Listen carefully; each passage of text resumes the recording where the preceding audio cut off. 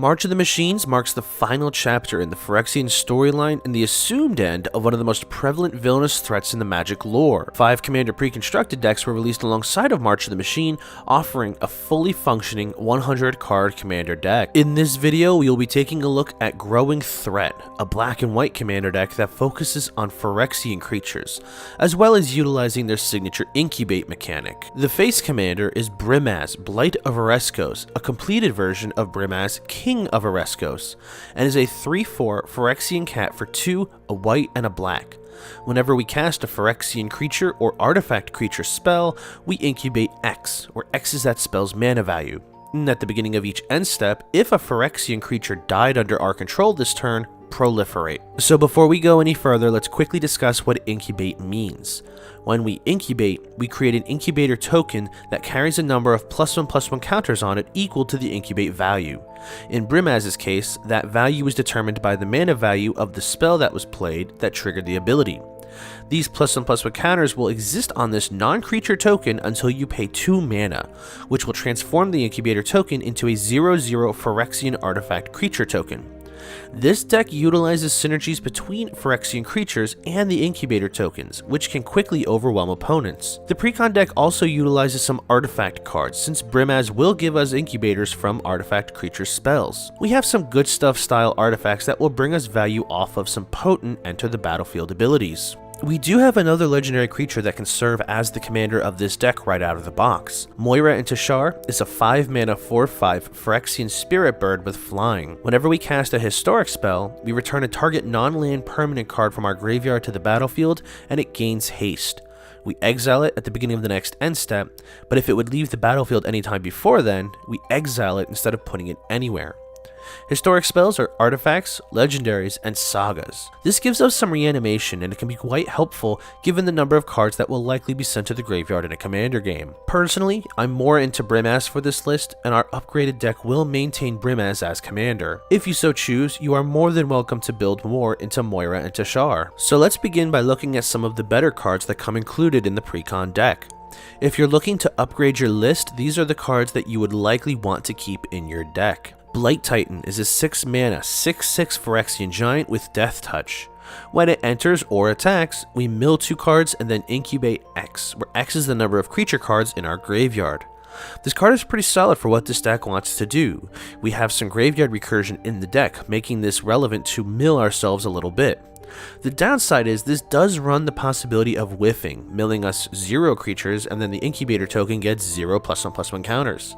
Since this is a 6-drop creature, there is a greater possibility of us having at least 1 creature in the bin by the time this thing enters, so we do at least get some counters on our incubator tokens. Completed Huntmaster is a 3-drop 2/3 Phyrexian elf warrior with an activated ability. If we pay 1, tap the Huntmaster, and sacrifice another artifact or creature, we incubate 3. This is the first instance we've seen in this deck where the incubate integer is a predetermined value. The Huntmaster is a great way to utilize smaller incubator tokens, such as the aforementioned Blight Titan tokens should they enter with 2 or less +1/+1 counters on them. Our commander also wants our Phyrexian creatures to die, and so if we sacrifice our Phyrexians to incubate new ones, this will feed into Brimaz quite nicely. Darksteel Splicer is a 7 mana 1/1 Phyrexian Artificer. Whenever it or another non-token Phyrexian enters under our control, we create X 3/3 Phyrexian Golem creature tokens, where X is the number of opponents we have. This also gives our Golem creatures indestructible. I'm normally not one to suggest keeping a 7-drop creature in the deck, but I think that this is one of the best ways to swamp our battlefield with tokens.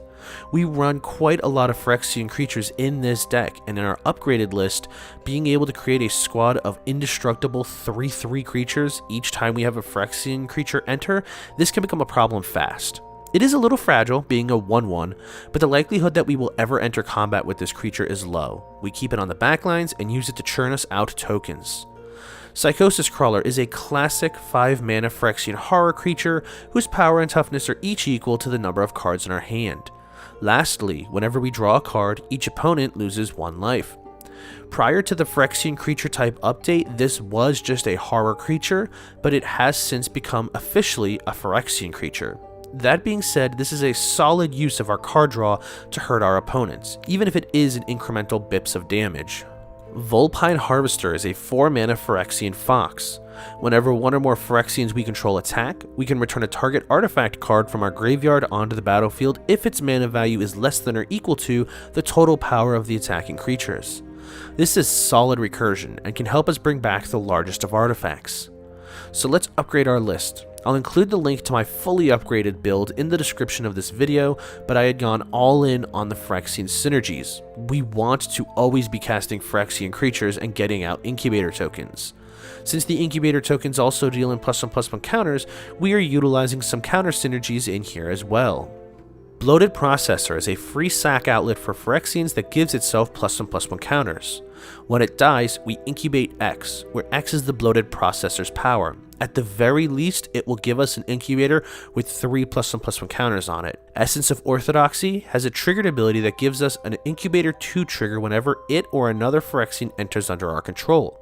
We run 27 creatures in our upgraded list, and all of them are Phyrexians. We will be getting a lot of tokens off of this card. Grafted Butcher is a 2/2 for 2 that's a lord for Phyrexians and gives our board state Menace.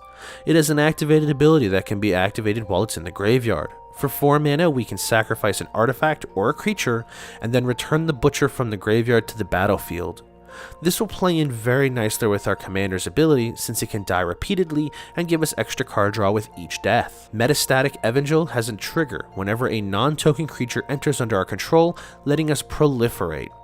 We do mostly function in some respects as a token deck of sorts, but this is largely here to bulk up on those +1/+1 counters, and with every creature we have enter, this will add up quickly. Norn's Choirmaster is here to give us additional proliferate triggers going off of our commander entering or attacking. Norn's Inquisitor enters and lets us incubate 2.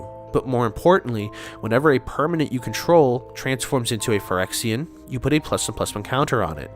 This will make those incubator tokens become even larger. So it's incredibly rude to play stacks in fun commander games, but we are playing for the Phyrexians, so we are epitomizing rude.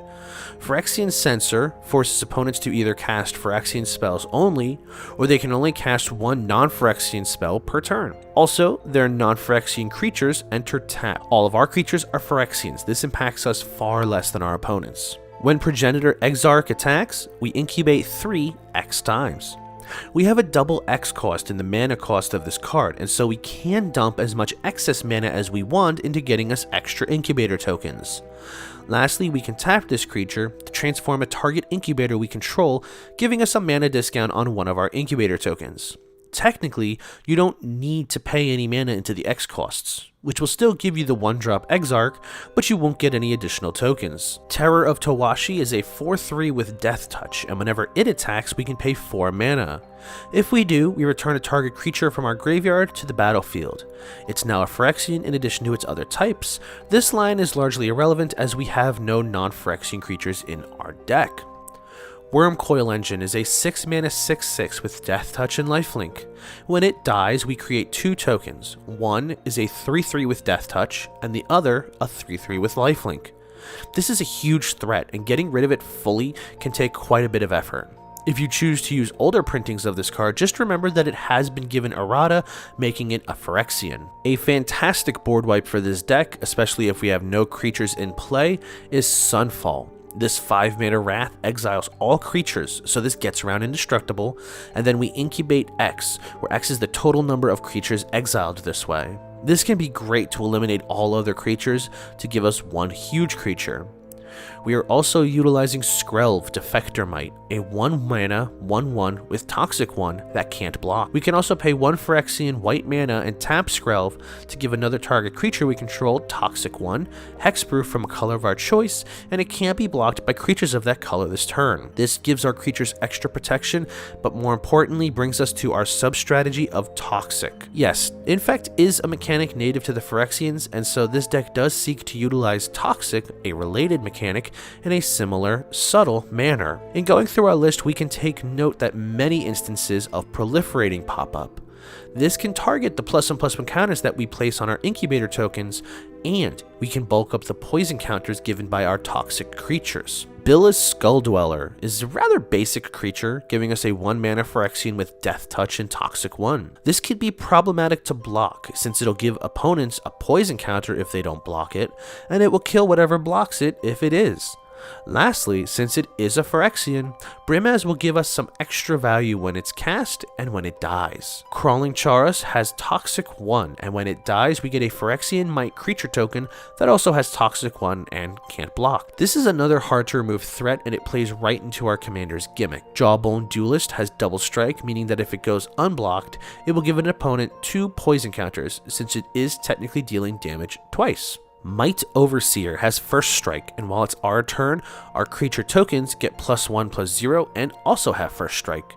We can also pay 3 mana and 1 Phyrexian white mana to create a 1/1 Phyrexian Might creature token with Toxic 1. This is a repeatable activated ability, and so we can funnel excess mana into creating more and more Phyrexian Might tokens. Mer Convert has Toxic 1 and is our deck's Phyrexian version of Birds of Paradise. Rhea Ivor, Bane of Bladehold, has Battle Cry, where whenever it attacks, each other attacking creature gets +1/+0 until end of turn. At the beginning of combat on our turn, the next time that a target creature would deal combat damage to one or more players this combat, you prevent that damage.